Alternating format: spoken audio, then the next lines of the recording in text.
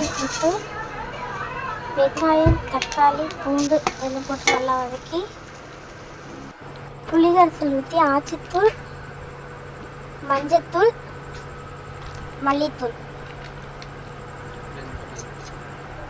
இது மூணும் கலந்து மிக்ஸ் பண்ணி நல்லா கொதிக்க விடணும்.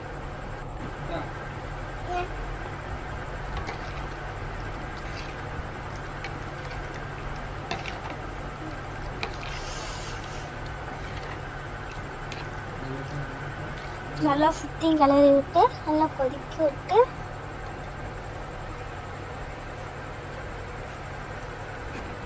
தட்டு போட்டு மூட்டி ஒரு 10 நிமிஷம் நல்லா கொதிச்சு வர வரைக்கும் வெயிட் பண்ணுவோம்.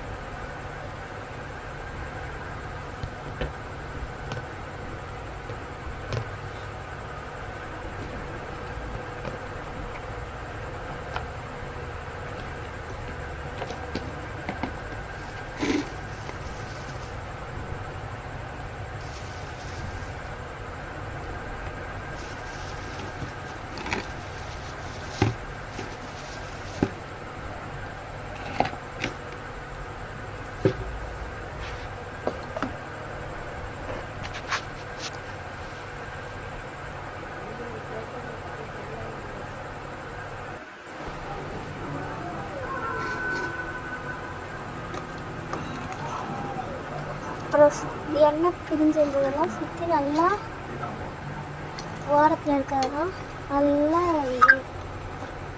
இது பண்ணி விட்டு நல்லா கிளறி விடணும்.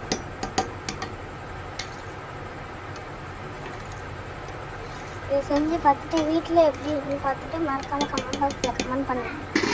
அடுத்தது முட்டையை நல்லா கழுவிட்டு முட்டையை போட்டு நல்லா 5 நிமிஷம் நல்லா அதைய விட்டு இறக்கி விட்டால் பூண்டு முட்டை குழம்பு ரெடி.